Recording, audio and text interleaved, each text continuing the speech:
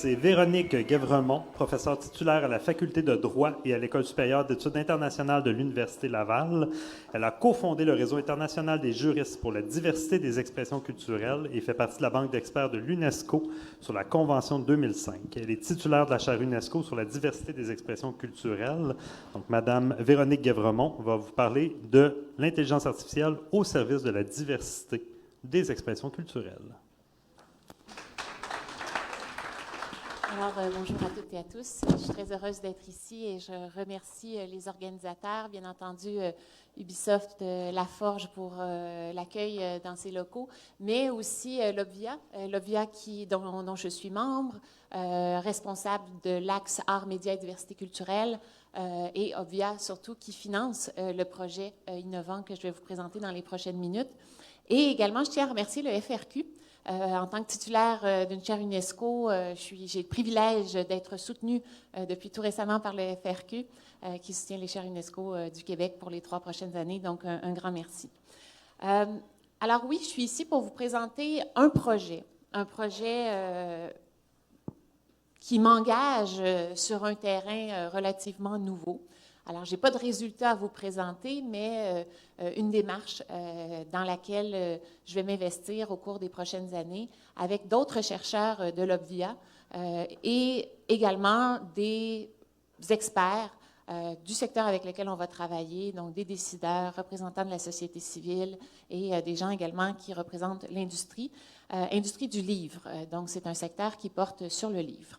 Avant de vous, pardon, pas un secteur, mais un projet qui porte sur le livre. Alors, avant de vous le présenter, je voudrais vous donner quelques éléments de contexte pour quels sont les facteurs qui m'ont amené à vouloir me lancer dans ce projet avec des collègues, non seulement juristes, moi je suis juriste, mais avec des collègues aussi d'autres disciplines, en particulier des ingénieurs informatiques, spécialistes de l'intelligence artificielle et des algorithmes de recommandation.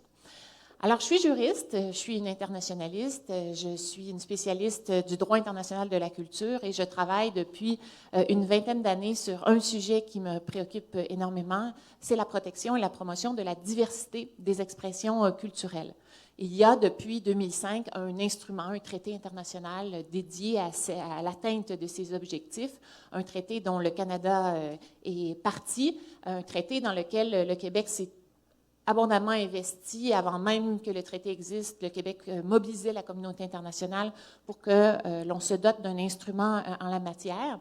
Et depuis quelques années, je suis titulaire d'une chaire UNESCO sur la diversité des expressions culturelles et cette chaire travaille justement à promouvoir une réflexion juridique, mais aussi interdisciplinaire, afin de contribuer à la mise en œuvre de cet instrument juridique. Alors, cet instrument adopté en 2005 porte sur la diversité des expressions culturelles. Les expressions culturelles, dans le sens de ce traité, ce sont les livres, les films, la musique, les vidéos qui ont longtemps circulé dans un environnement analogique, matériel, et aujourd'hui qui sont abondamment diffusées, distribuées dans l'environnement numérique. Alors, cette convention date de 2005, entre en vigueur en 2007. Depuis quelques années, l'un des grands enjeux de cet instrument juridique, c'est de mettre en œuvre ces principes, de voir à ce que ces objectifs soient atteints dans l'environnement numérique. Et pour que ces objectifs soient atteints dans l'environnement numérique, il y a des attentes en ce moment. On se tourne vers les États afin qu'ils adoptent des politiques culturelles, mais aussi parfois politiques autres que culturelles. Ça peut être des politiques fiscales, par exemple, afin que des objectifs de diversité culturelle soient atteints également dans l'environnement numérique. Donc, il y a un réel enjeu de transposition de tout un outillage que l'on a développé avant l'ère du numérique afin que nos contenus culturels, nos œuvres, notre musique, notre cinéma soient accessibles au public québécois et canadien. Aujourd'hui, l'enjeu, c'est de rendre ces mêmes contenus accessibles au public, mais qui sont maintenant derrière un écran pour visionner ces contenus ou écouter ces contenus. Alors, l'un des enjeux du moment par rapport à cette transposition des politiques culturelles des États, c'est l'enjeu de la découvrabilité. faire en sorte que nos contenus, et là je me rends compte que j'oublie en même temps de me passer à travers ma présentation, pardon. Voilà. Alors, l'un des enjeux du moment, c'est la découvrabilité de nos contenus nationaux et locaux dans l'environnement numérique. Et découvrabilité veut dire beaucoup plus que la simple disponibilité de ces contenus. Découvrabilité veut aussi dire que ces contenus seront visibles. Je pense que vous connaissez ces enjeux, qu'ils soient visibles, que les individus aient un accès effectif à ces contenus et aussi qu'ils soient recommandés. Or, les grandes plateformes vers lesquelles les publics se tournent de plus en plus, en particulier plateformes de contenu audiovisuel, mais pas seulement, contenus musicaux aussi, et de plus en plus contenus littéraires, utilisent des algorithmes de recommandation qui ne sont pas toujours favorables à la découvrabilité des contenus locaux et nationaux. Au contraire, ces algorithmes de recommandation ont tendance à enfermer les utilisateurs dans une sorte de bulle dans laquelle ce sont sans cesse les mêmes, en tout cas des contenus similaires, qui sont recommandés aux utilisateurs. On voit ce phénomène aussi dans le domaine des médias, avec les nouvelles, avec les plateformes, les médias sociaux, où ce phénomène de bulle est très documenté. Il l'est un petit peu moins en ce qui concerne les plateformes de diffusion de contenu culturel. Or, pourtant, c'est une réalité qui existe et si vous êtes abonné à certaines plateformes, grandes plateformes, peut-être avez-vous expérimenté ce phénomène où on vous recommande sans cesse des contenus similaires à ceux que vous avez précédemment visualisés, lus ou écoutés. Alors, derrière ces enjeux, au-delà de ces enjeux de découvrabilité, il y a d'autres enjeux. Pour moi, comme juriste, il y a des enjeux de respect des droits culturels. Aujourd'hui, nous sommes peut-être encore dans une ère de transition. On a de multiples façons d'accéder à des contenus culturels. Que sera la réalité dans 5, 10, 15 ans? Si la principale façon d'accéder à ces contenus, ce sont des plateformes que l'on retrouve dans l'environnement numérique, aurons-nous encore accès à notre propre culture? Ce sont des droits fondamentaux qui font, et en particulier des droits culturels, qui pourraient être menacés à plus ou moins brève échéance. Il y a des enjeux également de protection de la vie privée. Je pense que vous le savez, l'utilisation que l'on fait de ces plateformes génère des données qui sont partagées, qui sont revendues, qui servent aussi à recréer des contenus culturels justement fidèles au goût que nous avons exprimé précédemment. Alors, qu'en est-il de ces données et de la protection de notre vie privée? Et il y a, au-delà de cela, des enjeux par rapport à nos industries culturelles. Si le mode de transmission et d'accès à la culture est de plus en plus tourné vers le numérique, et que nos propres contenus, les œuvres générées par nos artistes, nos professionnels de la culture, nos industries sont difficilement repérables, accessibles dans l'environnement numérique, qu'adviendra-t-il de nos industries culturelles et en particulier celle avec laquelle on travaille, donc l'industrie du livre au Québec? Alors, nous avons pensé, quelques chercheurs membres de l'axe Arts, médias et diversité culturelle de l'Obvia, à aller de l'avant avec ce projet de recherche intitulé « Mettre l'IA au service de la diversité des expressions culturelles, une exploration des conditions à remplir pour que les algorithmes de recommandation favorisent la découvrabilité des œuvres littéraires québécoises dans l'environnement numérique. » Et découvrabilité, pas seulement au sens où on veut que les contenus québécois soient visibles, mis de l'avant, inscrits dans de quelconques algorithmes de recommandation qui seraient éventuellement utilisés par des plateformes. On veut aller au-delà de cela. On veut aller vers une découvrabilité plus intelligente, plus fine, qui reproduirait éventuellement le rôle d'un libraire qui commence à connaître nos habitudes, nos goûts, nos préférences, connaît aussi notre ouverture peut-être à des contenus différents, et donc un algorithme qui nous enferme pas dans une bulle de contenu nécessairement québécois, mais oui, qui met de l'avant des contenus québécois, mais pour nous amener à découvrir une diversité d'œuvres. Et bon, ces objectifs, on se les fixe, nous, notamment comme juristes, intéressés par la diversité des expressions culturelles, mais qu'en est-il des moyens techniques que l'on peut mobiliser afin d'atteindre ces objectifs? Et là, mon bagage de connaissances est extrêmement limité, d'où cette nécessité de faire appel à des chercheurs d'autres disciplines. Donc, pour un projet de 3 ans, qui s'étendra jusqu'en 2022 et qui mobilise non seulement des chercheurs de l'axe arts, médias et diversité culturelle, mais aussi droit, cyberjustice et cybersécurité, et qui mobilisera aussi les fonctions de délibération et de politique publique de l'Observatoire. Alors, voici ici la liste des personnes impliquées dans le projet. Ce sont les chercheurs qui forment l'équipe de départ, 3 juristes, moi, spécialiste du droit de la culture, mais on a aussi des spécialistes de la protection de la vie privée, parce qu'on veut développer aussi une méthode d'utilisation des données respectueuse de nos lois en matière de protection de la vie privée et de futures adaptations, d'ailleurs, de ces lois à l'environnement numérique. Mais on a aussi 3 ingénieurs informatiques, des spécialistes de l'intelligence artificielle et des algorithmes de recommandation, et 2 personnes qui viennent vraiment du secteur, des chercheurs du secteur du livre, un d'ailleurs du département de littérature et une autre personne de bibliothéconomie, alors qui nous aidera également dans notre projet.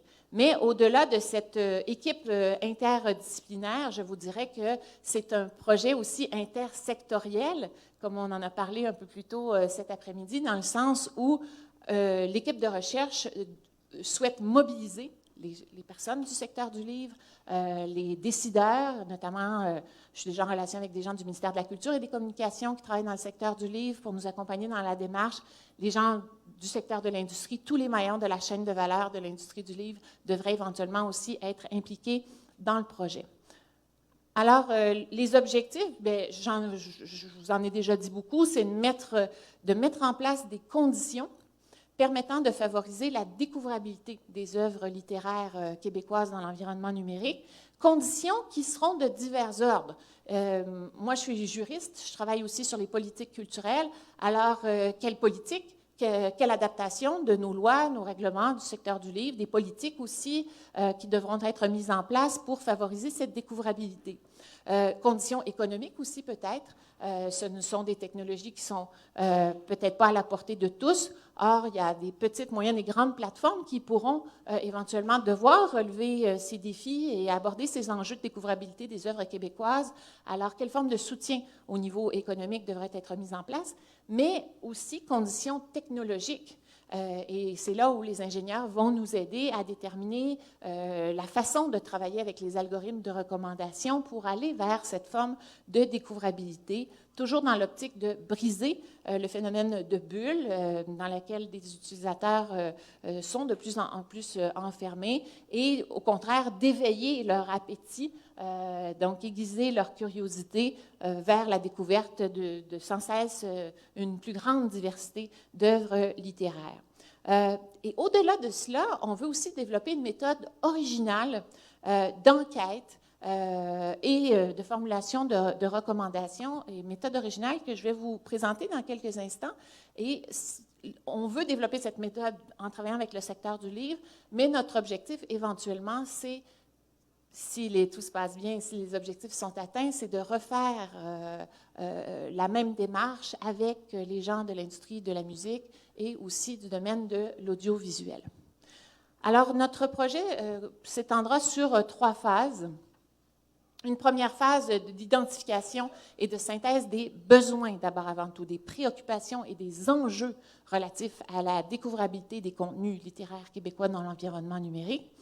Deuxième phase, identification et des moyens afin d'opérationnaliser cette découvrabilité.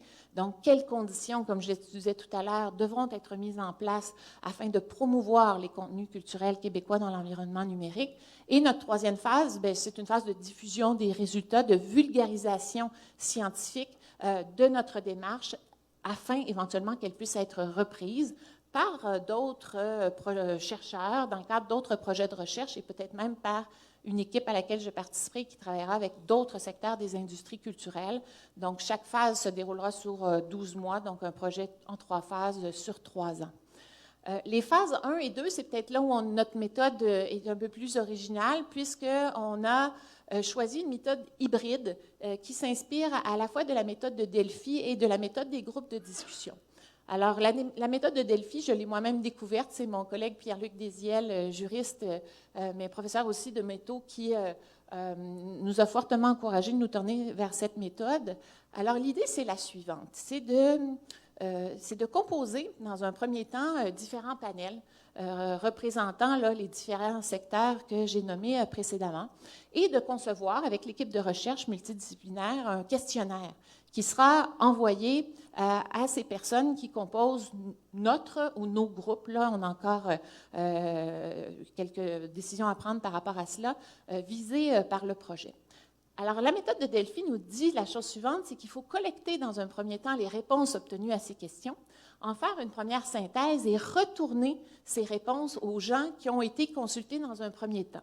Et dit-on, selon les spécialistes de cette méthode, que le fait d'être en contact, d'avoir une première rétroaction sur les résultats et de se faire poser à nouveau des questions, donner la possibilité de revoir nos propres réponses et éventuellement qu'on sollicite des réponses à de nouvelles questions, c'est une méthode qui favoriserait l'atteinte d'un consensus et la possibilité de dégager des vues communes sur un enjeu particulier. Alors, on se propose de faire 2 tours de questions et réponses. L'anonymat est préservé dans un premier temps et d'avoir cette rétroaction pour, ultimement, réunir en présentiel les membres du groupe afin de pouvoir revenir une 3e fois, mais on brise cette fois la méthode de Delphi et on s'en va vers la méthode des groupes de discussion, réaborder les questions qui ont été posées, les réponses qui ont été obtenues, toujours dans la perspective de favoriser l'atteinte d'un consensus.